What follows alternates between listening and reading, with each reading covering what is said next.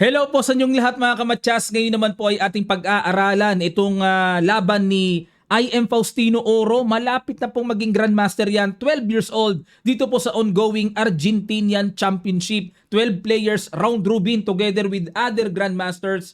At ang best game niya na nakaharap dito sa i-analyze natin ay si Grandmaster Diego Valerga. Sa itsura pa lang po ng kanilang picture dito, kitang-kita ang gap ng edad. Pero ang chess nga po doesn't matter, parang pag-ibig ano, age doesn't matter. Kaya yun ang maganda dito, laro ng kaisipan lang talaga, walang pisikalan. Okay, ngayon po bago tayo magsimula dito sa matinding laban, sagutan muna natin ang puzzle na iniwan sa atin ng Internet Chess Club. Ito po yung kahapon, 13 years old pa lang si Magnus dito ng kanyang ipinakita ang husay niya. Check. F6 sacrifice. And then knight Check. F5, another sacrifice. Capture doon, obligadong yung king lalayo doon sa tore. At dito po ay winning for white or nanalo si Magnus dito. Sa edad na 13 years old, ang ganda ng nakita. No? Ibang level na si Magnus pala nung 13 years old. At ito naman po ang iiwan nating puzzle for today's video. Ayan, laro uli ni Magnus nitong nakaraang 2019 World Blitz Championship. Sabi dito, may warning. This is a really hard puzzle. Aba, matcha-challenge yata kayo Ayan po mga kamatyas, pakisolve nyo lang, lagay nyo po ang inyong mga kasagutan sa comment section below. Ang link ng puzzle na ito nandito lang din po sa mga wala pang ICC, downloadable po ito sa Play Store at sa App Store. Very easy lang po, magkakaroon na kayo. Free account lang po ang paggawa dito. Okay?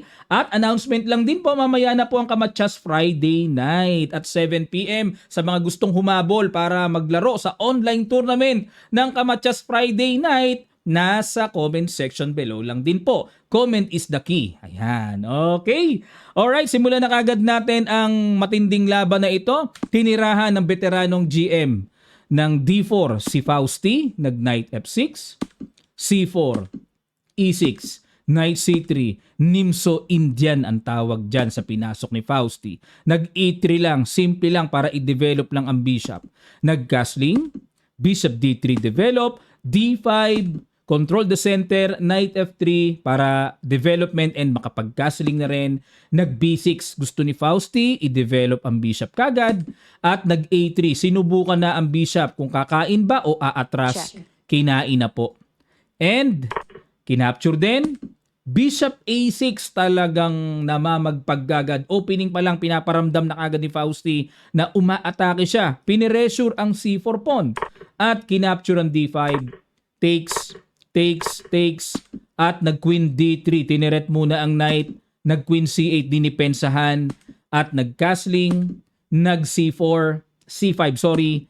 Nag-A4 para yung bishop po ay ilalagay doon sa A3 mamaya. At the same time, may timing din to play A5 para makabreak at makapaggawa ng magandang pressure at atake sa queen side. Nag-rook E8 lang, Bishop A3 at C4. Inatake ang queen. Iyan po ang lumalabas na novelty. Wala sa aklat dahil ang mga nakatala pa sa aklat may tumira ng Knight E4 at may tumira din ng Queen B7. Yan na po ang mga naitala exactly sa posisyon na to. Pero si Fausti tumira ng C4, novelty, Queen C2, Knight E4. Okay, pinasok, Knight E5, kaya po inalis yung Knight para mag-F3, paalisin yung Knight na pumasok. Inunahan ng paalis ni Fausti, nag-F3. Aba, grabe kumounter si GM Knight G5, umiwas lang din. Queen D7. Ayan, teka muna mga kamatyas, Baka mapatanong kayo, Coach, ba't hindi nag-H5? Para pag umalis ang knight, bitin yung pawn sa E3. Meron po kasing knight takes F6 na salbahisking nakita ang veterano pala.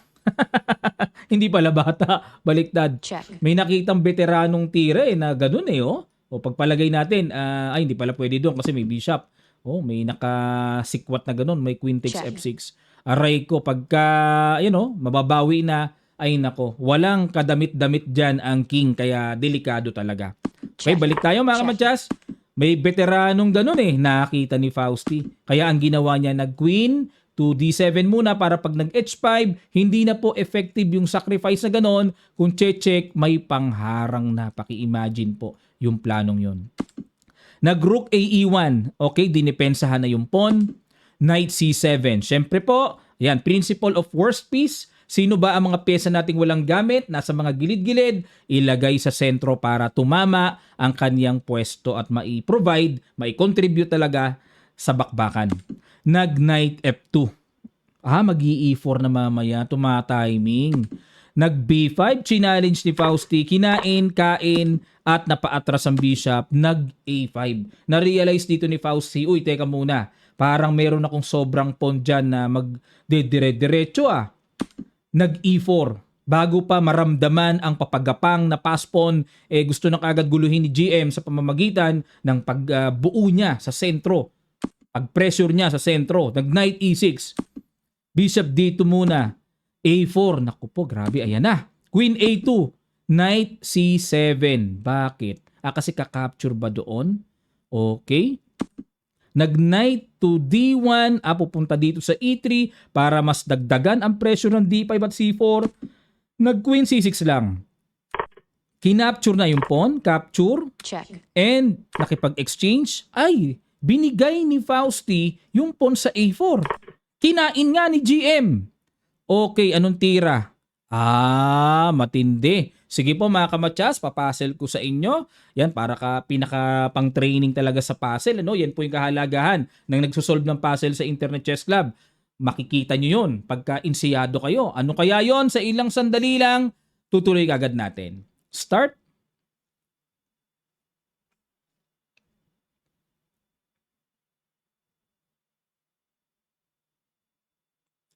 Maraming salamat po mga kamatsas. Boom, Knight takes D4. Grabe itong batang ito, no? Sa edad na 12 lang. Sharp na yung kanyang mga tactics na nakikita. Okay? Kinain, kain. Rook E1. Umiwas si Fausti. Ayan. Ayaw niya makipagsabayan ng sabay-sabayan talaga. Kumbaga sa isip niya, tama na po yan. Hindi na tatay, lo. Tama na po yan, lolo. Kasi pag kinain yan, dry na. O kaya kailangan may tore pa muna. Ayun. Knight E3. Palit muna sa knight. In exchange, nag-King F7. Bishop D4. Kinapture. Ayun. Dito po ay masasabing lamang ng konti lang ang black. Pero mahirap. Binigay. Binigay talaga yung pawn. Kinain, check, gumanon. Ito check. Mabigat. Itong mabigat na decision dito. Biro mo, dito nag-isip siguro si Fausti, ano ibibigay niya? Yung pawn sa G7 or hindi niya ibibigay sa pamamagitan ng pagtira ng King G6? Pero pinili niyang mag-King E6. Grabe Kinain talaga ni GM and then nag-King D6 para walang pang-rook behind pass pawn pag tumulak na yung pass pawn ni Fausti. Nag-Rook G8, nagpupumilit si GM. Siyempre, gusto niya talagang kontrolin yan at pigilan. Nag-King D7. Check. Chumek, gumanon. Gumanon ulit. Ayun, sumugod. Nag-King F2 para syempre ilapit na rin. Nag-C3. Nakko, pagka gumanoon kasi may Rook C4, Nag-King E3, nilapitan ng tore. Rook C4, aray ko. Yan ang mabigat. Dalawang tulak na lang mga kamatsas, napakabigat. Pwersadong Chumek. Check. Pwersadong Chumek ulit. Check. Hinarangan. Ayun. Teka muna, paano kung itulak? Hindi ba pwedeng itulak? Nag-King B2 muna para pagtulak mamaya. Teka muna mga kamatsas, i-analyze natin. Okay. Pag kasi gumanon, magki-King D3. Okay, hindi makaka-promote. Babagsak yung paspon. Yun ang aral dito mga kamatsas sa endgame. Kailangan bawat tulak, lalong mag-ingat. Kaya tumira muna si Fausti ng King B2 para makatulak ng C2. Kung mag-King D2 hindi effective kasi makaka-check na sa D4. Nag-King D3 muna, okay, para capturein. Nag-Rook to B6. Pag kinain to, hindi po pwede kasi may check. King C4 check, makukuha yung tore pagka kinain to. So binigyan ng trap dito ni Fausti. Check doon. Nag-G4. Check na. Gumanon. Check ulit. Gumanon and then kinapture muna yung pawn. Check. Gumanon at tumulak na. Kinapture muna yung pawn. Ayun, dito medyo malapit-lapit na ito mga kamatsas pagka mga gantong itsura. Nag-king D1. Malapit-lapit na to. Check. Gumanon. At ayun, para hindi makatulak, syempre hanggat maaari, gagawin ng lahat dito ni GM Diego para mapigilan ang pagtulak niyan. Pero chumek muna. Nag-king F4. Nag-king D1. Ayun, kumbaga dito ang gusto na lang ni Diego ay maitulak ng maitulak yan. Eto, pamigay na talaga. Check. Siniwan Queen. Dito po kailangan ng iba yung kalkulasyon. Ano? Check. Kain-kain. Kasi dito kaya tinuluyan ni Fausting i-promote, sukat niya dapat na kailangan abutan niya yung mga pawns na yan. Nag-king H6. Check muna. Gumanon. Gumanon. Tulak, ganon. Tulak, ganon. Tulak, kinain. Ayun. Teka muna. Tulak. Ay, oo nga pala. Yun ang nakalculate dito ng batang ito. Yun ang nakalculate. Grabe yung kalkulasyon, ano? Gumanon, may ganon. Kasi kung magpo-promote kain-kain, may isa pang paspon. May sobrang isang pon. Ayun, dito po pag Rook F2, nag-resign si veteran GM Diego Valerga. Grabe mga kamatsa. So far po sa kanilang round robin, pang 4th place si Fausti. Nangunguna yung Grandmaster na taga-Argentina rin. Okay, so makiki-update po tayo dito mga kamatsas. At especially, aalamin natin itong journey ni IM Faustino Oro na nangangarap po na ma-break ang record ni Mishra as youngest Grandmaster in the history. No, na nakakuha ng pinakabatang edad na naging Grandmaster si Mishra Abhimanyu ng USA. Ang tanong, mabe-break kaya ni Fausti? Pero tingin ko po nasa dugo na niya ang pagiging Grandmaster. Kailangan niya lang talaga ng momentum, exposure para talagang makuha na niya ang I think last certificate na yata no ng Grandmaster norm to become a Grandmaster. Ang alam ko po, parang na-reach na rin yan 2,500 kung di ako nagkakamali, bumaba lang rating niya ngayon. Pero alam ko na na-overlap na niya yung 2,500 eh. So, ang isa na lang, no, isang GM norm percentage na lang or performance ang kailangan niyang makuha para kumpleto na ang 3 GM norms and 2,500 na requirements to become a Grandmaster, mga kamatsas. Na kung saan ay pangarap ko din. Pangarap ko ding makuha yan. Ayan po, sana po natuto kayo mga kamatsas at susubaybay pa tayo sa mga ibang games niya. At muli po paalala, mamaya na ang Kamatsas Friday night natin at 7 p.m.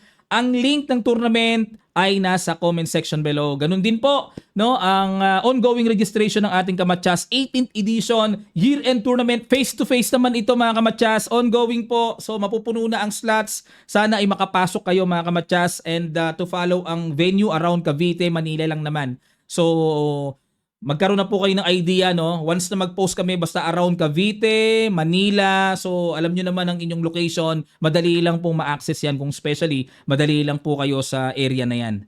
Okay mga kamatsas, and then yung ating paraffle sa Internet Chess Club, don't forget, sali na po kayo sa paraffle natin. Sayang yon, just finish the 3 missions button, upload nyo po sa registration na makikita nyo sa comment section below. Yun na yun, boom! Meron ka ng entry registration para sa ating raffle for next week Tuesday live streaming natin. Okay po mga kamatsas, nako napakarami pong activities ng kamatsas. Sana po lagi po kayong nakasubscribe dito and nakafollow sa ating Kamatsas Facebook page and sa YouTube natin. Mag-subscribe na po kayo para lagi po kayong updated sa ating mga chess activities. Maraming salamat, magkita-kita pa tayo sa mga susunod pang chess updates.